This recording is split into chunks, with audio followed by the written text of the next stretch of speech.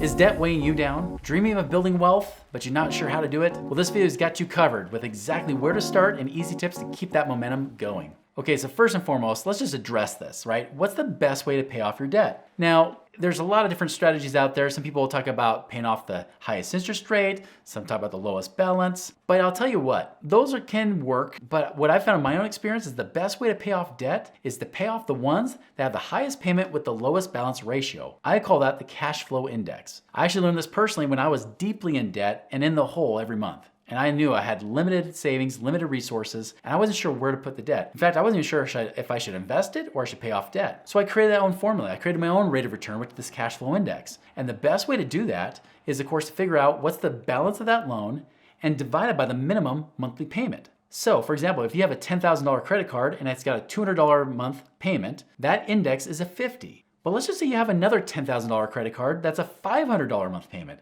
Well, that index is a 20. Now you might say, okay, I'm getting all these indexes and numbers in my head. Just know this, you have two $10,000 credit cards. One's $200 a month, one's $500 a month. Which one do you think would make the most sense to pay off to give you the most freedom and breathing space? It's the $500 a month one, isn't it? Now, what if I told you that wasn't a credit card? What if that was an auto loan with a low interest rate? Would you be like, oh no, should I do that? Yeah, you should, because that can actually help you accelerate your payoff on the credit card anyways. But what it does do is it frees up $500 a month to make it safer. So the key is with the cash flow index is pay the lowest index first. Go for the lowest one first, and then you can kind of do that whole debt avalanche type thing, right? Where you take it to and pay off the next debt, the next lowest cash flow index, and you keep going up. I will say this though, this goes to my next tip is what is the best debt to not pay off? Because a lot of times when I deal with clients, we'll say, all right, we'll just keep paying off this debt and I'll be debt free. Not necessarily. Because some debt is great not to pay off. So for example, I had one client with a credit card, had a $7,500 balance on it, yet the payment was $76 a month. You do the math on that, the index was about 100. Just so you know, for a credit card,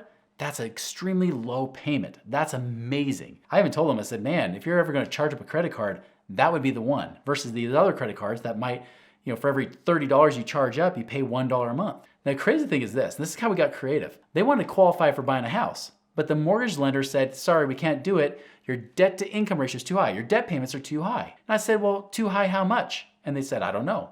Well, go ask. They asked, they said, oh, I need to free up $41 a month. I said, perfect. Because of this cash flow index, we did it reversed. We said, well, listen, if it's every $100 frees up $1 a month, well then instead of paying off the entire credit card like the mortgage broker said to do, pay off only $4,100 of it. Pay off that and you'll qualify. And they did. Saved them about $3,000 right there, and they were able to qualify for the mortgage. So some debts, now we had them pay off on that just because that was the easiest one in their situation. But there's some debts I wouldn't pay off. For example, I mentioned an auto loan. Now at 20, that's a pretty good index to start paying off. But if I have a low interest auto loan, student loan, or even a mortgage, those kind of loans where you don't free up a lot of cash anyways, right? At least not by paying extra on them. You don't free up any cash, but they're low interest. I wait till they get down to about a 20 or less. Sometimes I've waited till they got down to a 10. I did that with my own student loan. My student loans lasted for 15 years. Even 10 years after I was, almost 15 years after I was done with college, I still stretched that out. Why? Because the cash flow index was so high. So I didn't pay it off. I paid off everything else. I even invested money to make more money to more than pay the payment on that student loan. So the best debt not to pay off are the high cash flow index amounts, usually over 40 or 50 especially. Those ones I don't pay off quickly. I'll pay them off over time. But also, if it's low interest, I wait till it gets below a 20 on the cash flow index. So those are the debts I don't pay off. And by the way, if I can refinance them, like a mortgage or something like that, to get up to around a 150 or 200 index, even better. I've actually had some clients that had an index of below 100 on the mortgage. We refinanced it, paid off some of the other loans, consolidated it, still had a lower payment, freed up a lot of cash flow, yet there was zero money out of pocket. So lots of creative strategies you can use with this. All right, also another way to be able to pay off debt faster is start saving from day one. I don't say start saving after you've paid off your credit cards. You start saving right now. And I don't care if you're saving $5 a month or $500 or $5,000 a month. Start saving right away. Now, if you haven't been saving a lot and maybe you don't have a lot to save, just start with $5, $20, $50, $100. Start small and just do it automatic. Go to your bank, just do automatic drafts out of your checking to go into your savings account. Just move it over automatically. And what you'll notice is you won't even miss the money that's going there, but it will do something else too. Here's a big problem, a big mistake people make with debt. This is probably one of the biggest mistakes I've ever seen. What they will do is they'll take whatever in the savings account and use it to pay off that debt. They'll pay off that loan and say, yay, I paid it off. And then inevitably, somehow the universe converges and says, this is the time that you need that money back. Something will happen where like your washer or dryer will break down or a car will break down. Something will happen where you say, I need that money back. And guess what? You can't get it back, because if you paid it back to the bank, they're not gonna say, oh, here, just take it. Sure, we'll pay it back to you.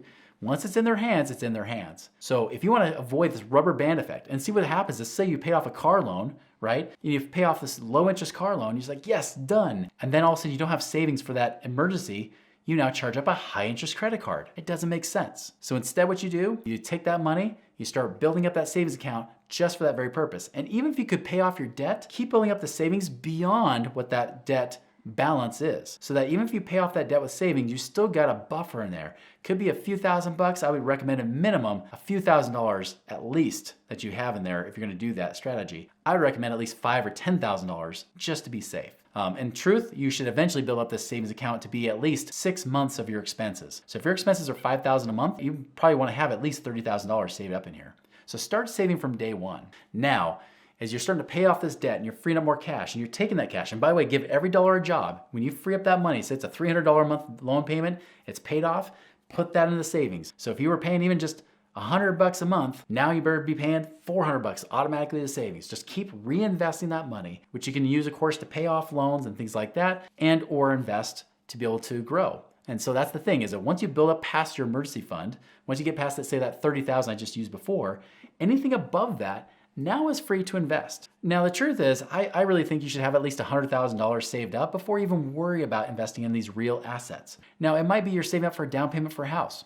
Great, that is a real asset. It doesn't necessarily pay you money, it doesn't pay you cash flow, but it could be a good investment for you. So I would recommend definitely build up that cash so you have enough for emergencies and for a down payment on a house, or also investing in things that ideally do what I recommend is the most important, which is invest for cash flow, right? Invest for that cash flow. Take that money, use it to invest and create more. That's one of the greatest ways to really pay off debt, is invest for cash flow. Because as you start to invest in real assets, you start to realize, wait a minute, maybe I don't want to pay off this debt.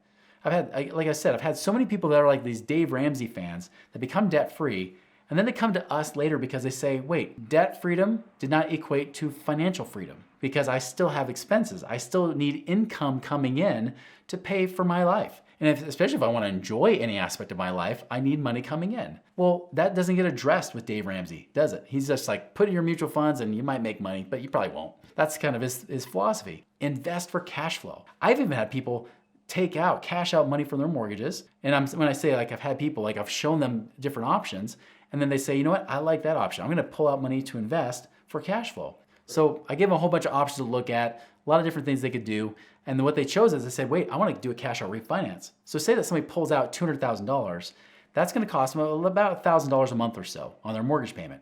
But if that $1,000 a month is being paid by the investment, because that $200,000 now generates, say, even just $1,500 a month, they not only can pay the $1,000 a month mortgage, but now they have a $500 a month extra with no money out of pocket. And so now they actually get ahead. I've had some people, I showed one guy just recently where he could actually cash out $400,000, refinance his mortgage to a lower payment, also pay off a bunch of other loans that he had, pay off and really consolidate into his mortgage as the one loan. And guess what? The guy would free up over $10,000 a month. $10,000 a month. If that doesn't make a difference in his life, I don't know what would, right? But that was a massive, massive difference. So there's a lot of things you could do. Now, I'm not saying you go and invest and throw in stocks or crypto, because that's not what I'm recommending at all. In fact, I would advise against that kind of gambling type of strategy that you're trying to do.